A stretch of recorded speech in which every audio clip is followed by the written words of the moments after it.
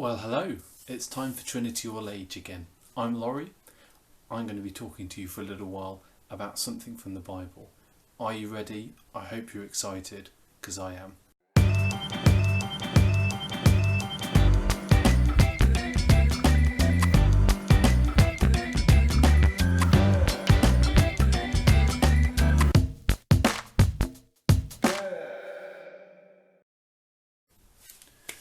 We had a team talk from Paolo last week about keeping on going, not letting pagan city defeat us, and we'll be looking more about what we can do whilst we wait for Jesus to come back next week. But remembering that Jesus came back from the death was important. That's what we celebrate at Easter. But not only did Jesus have the power to defeat death, he's coming back again, and there's an awesome cutlery song about that we're going to sing now. I hope you're ready. Do you want to give your voice a little bit of a warm up before we start? Here we go.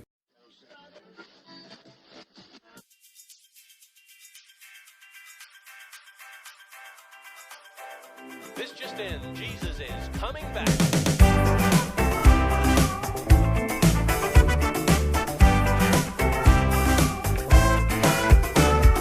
We are looking forward to a better day,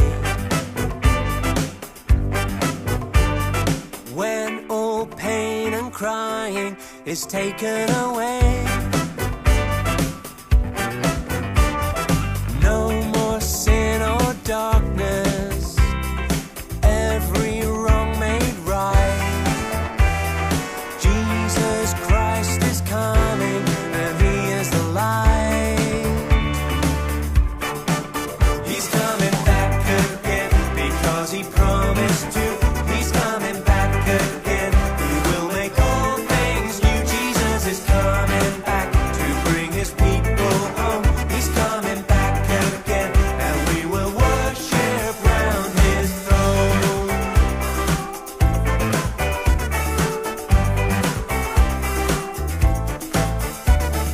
We know it is certain because God has said he is sending Jesus who rose from the dead. Christ the judge is coming. He will deal with sin, and he'll save his people, so we'll be with him. He's coming back again, because he promised to. He's coming back again, he will make all things new. Jesus is coming back to bring his people home. He's coming back again, and we will worship round his throne.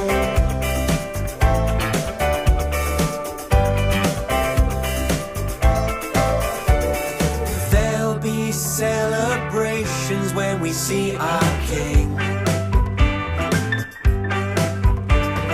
People from all nations will be joining in. Every race and color, one big family, praising Christ who saved us for eternity. He's coming back again, because he promised to. He's coming back again, he will make all things new. Jesus is coming back to bring his people home. He's coming back again, and we will worship round his throne.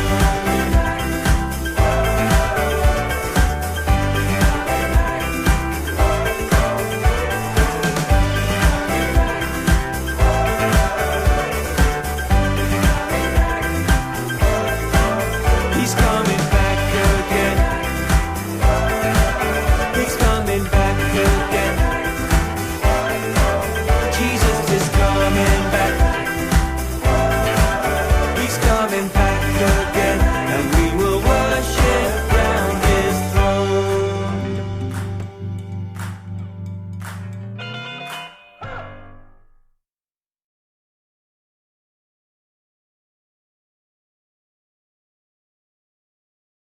That was another good awesome cutlery song, wasn't it? I really, really like their songs. I can't get my tongue around some of the words sometimes, but that song was a little bit slower, so I think I just about managed. Now, I think it's probably about time that we found out what was happening on the Sal and Ian show.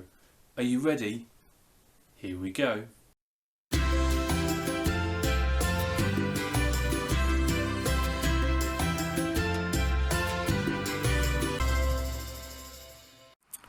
Hello, I'm Alan. I'm one of Sal and Ian's pals, and I can tell you why they're not around this week. Unfortunately, one of our close friends, well, he had a terrible accident when he went fishing, and there's a phrase, sleeping with the fishes, which, well, it means he's not coming back. He died. Yeah, well, we're all quite sad at the moment. He was a good friend of Sal and Ian, and he really loved God, this guy.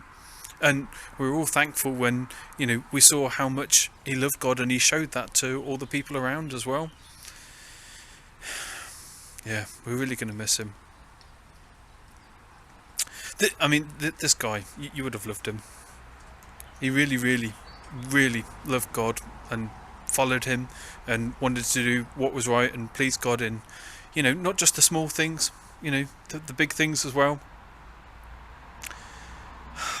But I could tell you lots of funny stories about him. We went to the last Christian United match, and we just laughed when that unicorn tried to cross that ball in. It was hilarious. But the thing I'll miss the most is the recipe that he and I have been working on. We've been trying to perfect this drink that sort of mixes up orange juice and coffee. When we get it right, he's not around anymore. We're not going to be able to do it together. And that's why I'm quite sad.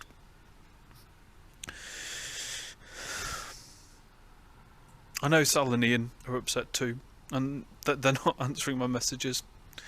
That they can't blame the pigeon post weather, usual excuse. No, it's just not happening. But what's going to happen now? What are we going to do without our friend? We really miss him, and we want him to come back, but his body's in the ground, and we had the funeral, but what's going to happen next? Jesus hasn't come back yet. He's not around to sort things out. Paul's off on his missionary journeys. We can't ask him to help us either. What can we do? My old friends, who aren't Christians, they were talking to me about this, and they were saying, he's just not around anymore. Well, he's gone into nothingness. Well, that doesn't sound very good, does it? Surely there's got to be something more than that. Oh, sorry, I didn't mean to interrupt. There's something I kind of wanted to say though. Alan's not read the letter from Paul yet. If he had, what he would have read is that Paul wanted to say something to encourage Christians and to help them not be too upset. Let me read this to you now.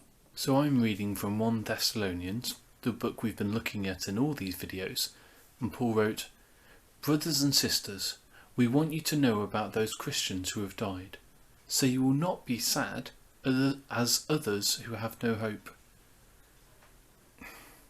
Now, it is upsetting when people die. We can be sad as Christians, but it's a different kind of sad, because we know it's not the end. And Paul explains why, so let's read the next bit. "We believe that Jesus died and he rose again, and God will also bring back those people who have died. What we tell you now is God's own message." And what Paul goes on to say is what will happen when Jesus comes back. "The Lord himself will come down from heaven with a loud command, and with the voice of the archangel, and we will be together again and meet the Lord, and we will be with the Lord forever. So encourage each other with these words." Now that's an encouragement to me, and I hope it encourages you too. Jesus came back from the dead, so we know he can bring other people back from the dead.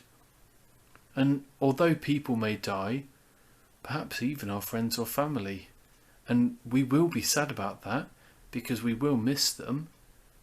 But we can remember what Paul says.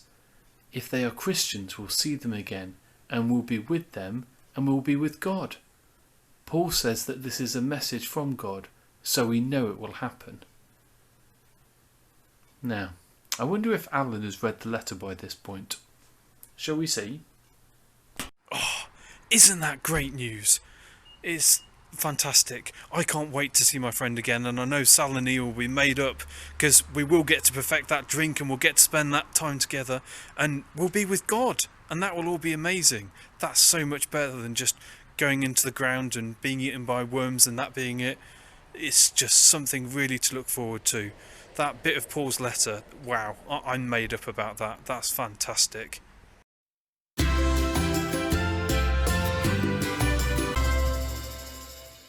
So, today what we've talked about is death. Obviously, there's a fair few people who are getting poorly with coronavirus at the moment, and some of them are dying. We will have friends and family die because, unfortunately, it happens to everyone. Well, almost everyone. There was one person who came back from the dead all by himself, and that was Jesus. And he promises us that he'll be coming back again. So we know that that will happen because he has the power over death. He can come back again. And the Apostle Paul, in his letter to the Thessalonians, wrote and said that he wanted to encourage them. He wanted to tell them that that was going to happen and that we would be with Jesus, if we're Christians, again after we die. So all those things should encourage us, and that's what I wanted to finish on. The fact that although death is a scary thing, and it is upsetting, even if we're Christians, actually it's not the end. There is a happier sadness for Christians when people die, because if they are Christians too, we know that we'll see them again.